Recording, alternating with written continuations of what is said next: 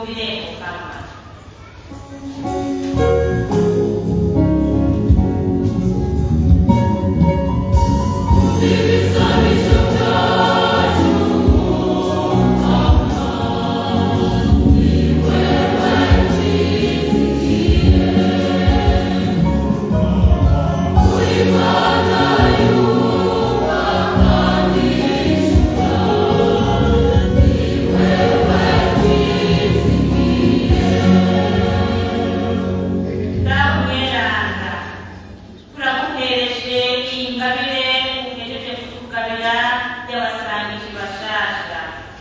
Bakomeze kwibanga bashinze baze bitwara iminsi yose kugaburira umubiri n'amaraso y'umwana wawe Yesu igihugu cyawe. Twumvire Mukama.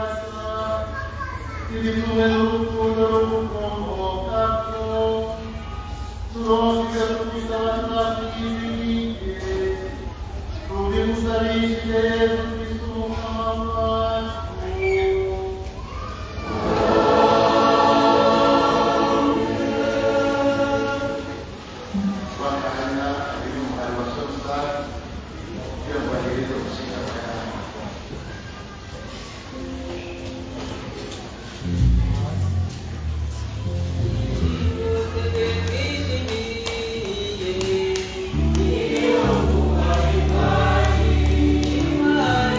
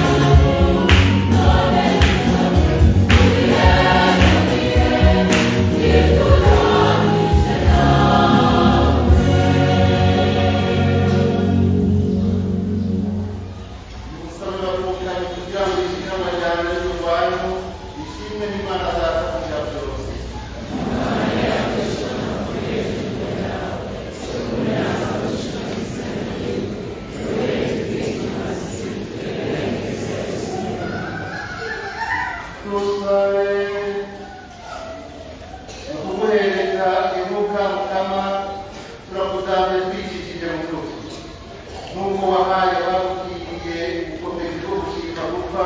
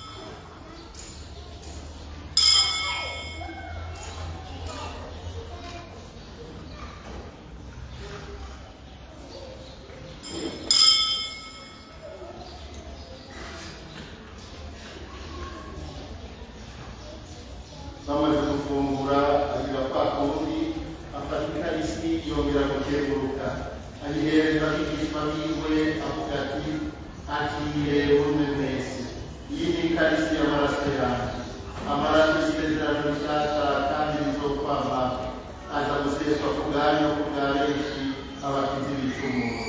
Ivyo murabigiye mu nzira.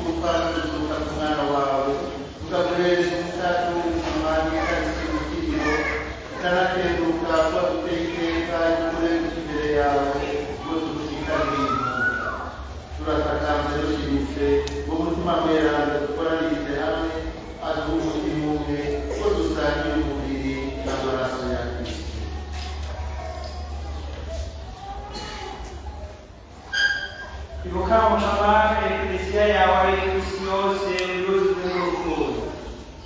Ibuka umupapa wacu Leon n'umwepiskopi wacu Evasi n'abo bose bashinze umuryango w'abakristo. Mukama Mana nzima, wakire igisabisho cy'umukristo w'ubusama, agukengurukira ku byiza wama umugirira kandi ukagira n'umuryango wiwe.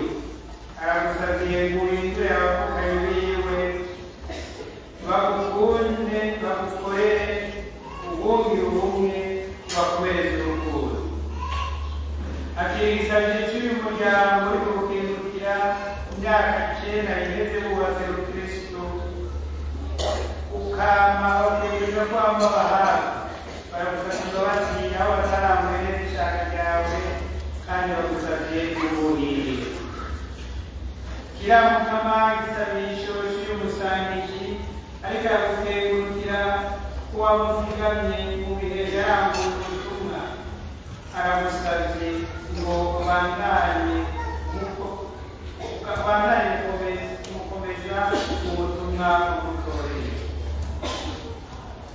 Akira mukama igisabisho cy'umuryango w'umusama, ukengurukira mu byiza wama ubagirira, cyane cyane waronkeje abana babo babiri akazi mu mahanga.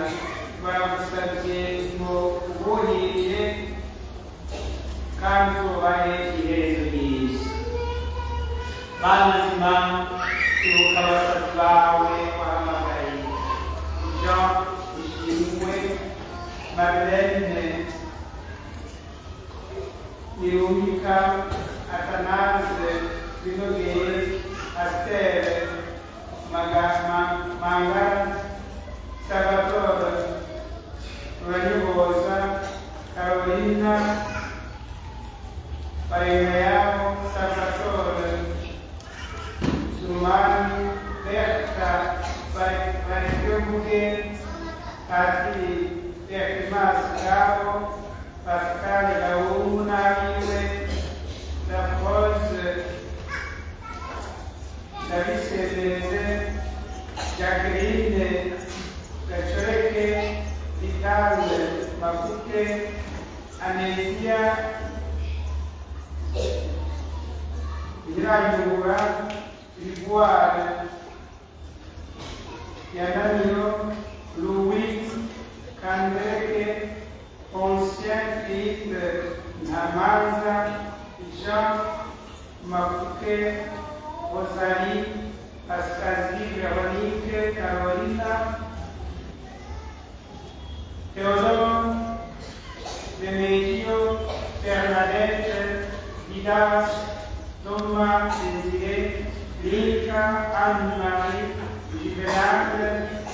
Aloyse, Salvatore, Jeremy Irakoze, Jean Claude, Terence na Leo Bigirimana ko bari baremeye kubatizwa bakishushanya bari n'umwana we yapfiriye batabare basangire n'igihugu. Ibuka kandi bene wacu twamaze kweguka bakwitabye bigiye kuzunga. Ibuka nabo bose bamaze gusezera isi bakirwawe bame mu muco w'ubuninahazo bwawe. Natwebwe twifatanye twese igikombe ibyo dusanzwe nta buzima budahera twame tukurinahaza turi kumwe na Mariya muhimbazo nyina w'Imana na Yosefu mweranda umukunzi wiwe n'abatumwa n'aberanda bose baciye kuri iyi si ari abatoni bawe. Tubigusabishije Yesu Kristo umukama wacu.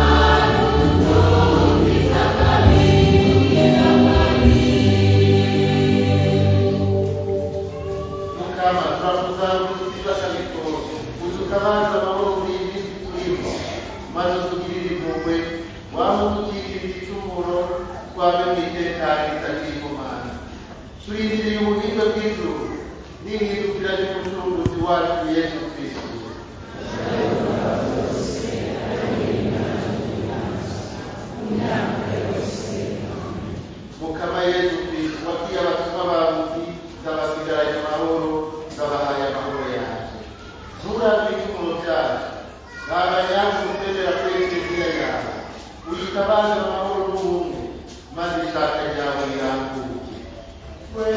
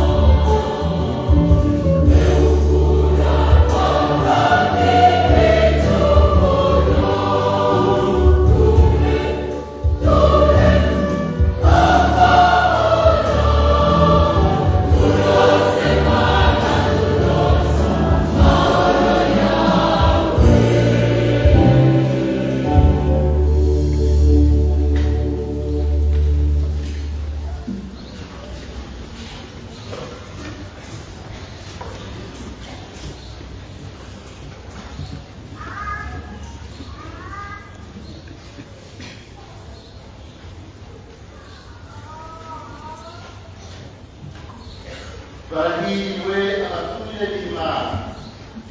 Nguyu umwagazi w'Imana, nguyu uvura abantu ibicumuro.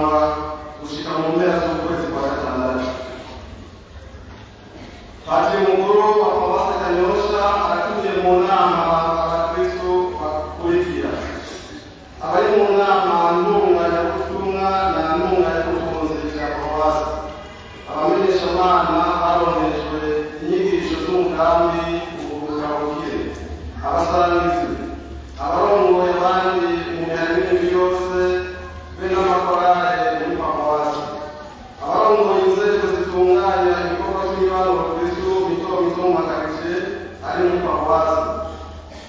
Abari muri komite nyeshuri z'imibano Kristo mito mito yose ya paruwasi, abajejwe ubutumwa bwo gutunganya n'amahoro mu mibano Kristo mito mito yose ya paruwasi, abaremesha migwi hamwe n'abunganizi b'umuhinga mu byerekeye kuvura ibikomere nseserezamutima baje muri paruwasi, abaronse akanya ko kumvirizwa n'abahinga b'umugambi kuruhuka bukire muri paruwasi Kanyosha canke abifuza nabo kuwutegera bakawinjiramo. Iyo nama itegekanijwe ku munsi wa gatandatu igenekerezo rya 27 z'ukwezi mu nzu nkuru y'amanama ya paruwasi Kanyosha kuva isaha 3:30 zo mu gitondo. Izoremeshwa n'abahinga barungitswe na diyoseze nkuru ya Bujumbura. Kazoba ari akaryo keza ko gusubira gusigura imvo n'imvano by'umugambi kuruhuka bukire, twongera twihweza intambwe ibikorwa biriko birarangurirwa muri paruwasi yacu bigezeko. Kazi muri benshi dusubire tunonosore ibireko by'imitima yacu ndetse n'ibishushanyo n'ibihe bibi by'intambara twagiye turashamo mu gihugu cyacu. Umurwi wigore Evite Sivile warateguriye imbere hariwe kumenyesha inkuru nziza izobera hano muri paruwasi Kanyosha mu magenekerezo ya 25 na 26 z'ukwezi kushikuko kigira ukwemera kwawe kuragukijije igira amahoro. Ku munsi wa kane igenekerezo ya 25 z'ukwezi bazotangura isaha 8:30, ku wa gatanu naho bazotangura isaha 2 zo mu gatondo. Ubuyobozi bw'ishure Mami bwaratangiye kwandika abana bifuza kwiga mu ishure ryo kwimenyereza maternelle. Ishirahamwe ry'abanyeshure biga igisata c'ubuganga muri za kaminuza zitandukanye ryarateguye isekeza ryo gupima indwara y'isukari hamwe n'indwara y'ifuka n'umurindi w'amaraso. Ico gikorwa kizoba ku Imana igenekerezo rya 28 z'uku kwezi kuva isaha 2 gushika isaha 7:30 mu kibuga ca paruwasi Kanyosha kiri inyuma y'ishure ya Kanyosha ya gatatu. Ikigo kijejwe kwigisha indimi n'ubushakashatsi carateguriye abana bimirije kuja mu buruhuko bwinshi ivyigwa vyo gusoma no kwandika ururimi rw'Icongereza. Iyandikwa ribera muri Sedora Conviviality. Abitegurira kubaka abakristo Felix Ndayizeye mwene Bonaventure Ntahitangira na Louise Uwimana w'umugisho azokwakana Vanessa Shogo ry'Imana mwene Leopold Ntawumbukiye na Konsili Mbonima w'umuyenzi. Uwomenya ishotuma ubugeni budahezagirwa yobimenyesha patiri mukuru hakiri kare. Abazotegura ingoro y'Imana hamwe n'inyobozi za paruwasi n'abari muri korali Jeunasheri Eglise.